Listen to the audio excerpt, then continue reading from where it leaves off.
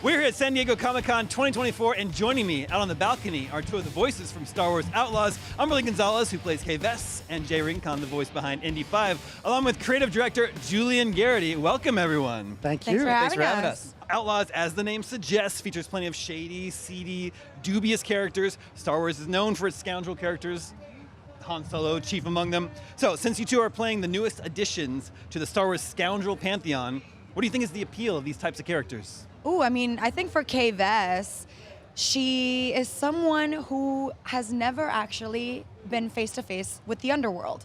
And this is where our story takes place. She has a dream, she's a scoundrel, she's very resourceful, but she has never met face-to-face with a criminal syndicate. She doesn't know what that's like. So her relatability comes from the fact that she has a very different point of view.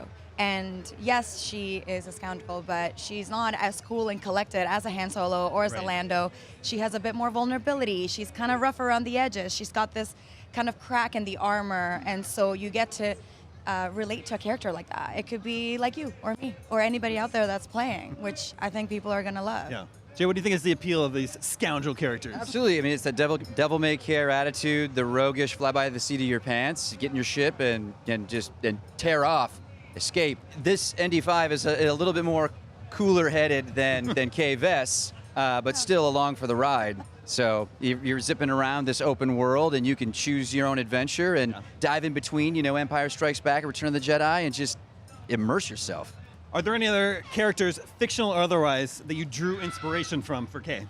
We have scoundrels in the Star Wars galaxy, like Lando, like Han Solo, but we have yet to see a female protagonist with her story and her lack of skills, actually. She's resourceful and she's a scoundrel, but she doesn't have the experience like these other ones do. So I did bring a lot of myself to the character. There was a lot of collaboration with the directors, with the cast, informing and aiding who Kay Vess was going to be. I just brought a lot of heart and charm and vulnerability and a crack in the armor that we have yet to see in a scoundrel in this galaxy. Kay has a pet companion named Nix, who's a big part of the gameplay. Did you have something standing in for Nix when you were recording lines? Not just standing in. We had a full-blown puppet that a professional puppeteer built with her own hands that brought Nix to life. And I'm very glad, because usually in motion capture, when you're doing cinematics, they just tell you to look at a tennis ball or like an X tape on the wall or something. But because the relationship between Nix and Kay is so crucial to the story, that relationship was able to really flourish. I was able to actually interact with him, pet him, talk to him, and we never dropped the facade. So Julian, Outlaws is the first true open world Star Wars game. Why was this the game to finally go open world with? I think it's because massive entertainment. We'd experienced open world games before, and it was part of our DNA to continue exploring that. And in fact, it's the first fixed point that we had. It was, we want to do an open world Star Wars game. The scoundrel aspect, the outlaw aspect was the second fixed point. And then that led to the period in the Star Wars era, the classic era. That was a suggestion from Lucasfilm Games, because this is the era where criminal underworld dominates. So, it is a perfect time for scoundrels. So that's the package that we came with. As you say, Ubisoft has some experience making open world games, but working with Star Wars, were there any particular challenges that arose taking Star Wars open world?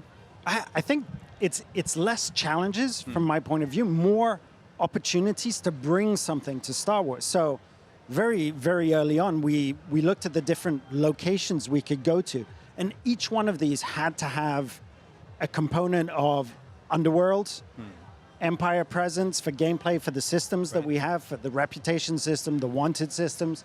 So we chose iconic locations, Tatooine, recent discoveries, Kijimi and Akiva, which has only been written about, it's never been seen visually.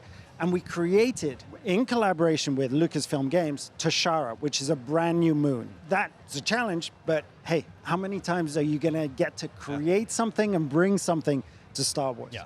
Everything is connected with Star Wars now. So you're making Star Wars canon.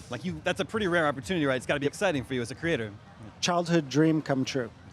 We've Across the board. Yes, we've said it before, but you spoke to 4-year-old me, 7-year-old me, who is playing with his Kenner toys Yeah. at home Yeah. and said, you know what, you're going to make an open world Star Wars game?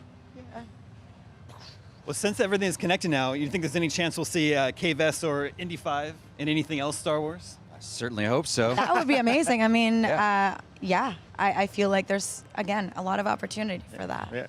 Yeah. Okay, what's everyone's favorite moments from Star Wars? Starting with you.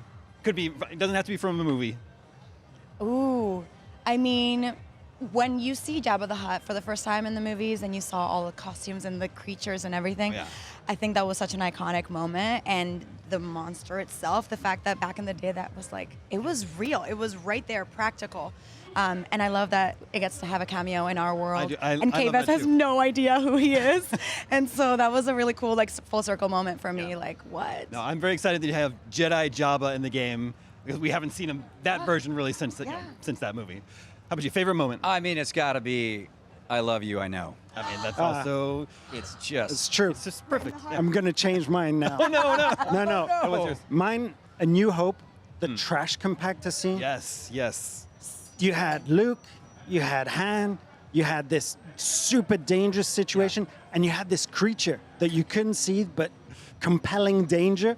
That was the magic of Star Wars right there. I love it, and I love it when they escape and they're celebrating, but C-3PO thinks they're dying. like every character in it is themselves to a T in that Yeah. one moment. Absolutely. Incredible. So good. Jay, what makes Indy 5 the perfect partner for Kay? Oh, Answer correctly. his patience. I think that he's patient and he's curious and he's intrigued. And I believe that makes him the perfect partner. He also understands the underworld, which she doesn't quite grasp it yet. And he is very, very aware of the dangers that exist in the galaxy in its entirety. And so her ambition is so large and that it's sweeping and charismatic. But he is very, very level-headed and there to kind of just put things in check if he can. Are there any advantages or disadvantages to being a droid in this line of work? Oh, well, certainly. I mean, if you're a droid and you are a BX series commando droid from the Clone Wars, you're very formidable. You're pretty capable, especially in the environment that we're in. Disadvantages, I mean, maybe the old school, they don't serve this type around here, that kind of Run thing. into that. So he's very much overworked but underappreciated. Well, guys, like I said, I'm super excited for this game. Thank you so much for coming to talk a little more Star Wars Outlaws here on the IGN balcony. Thanks Thank for having you. me. Yeah, thank you. It's out next month. I cannot wait to play it. We've got lots more Comic-Con coverage right here on IGN, so stick around, and may the Force be with you.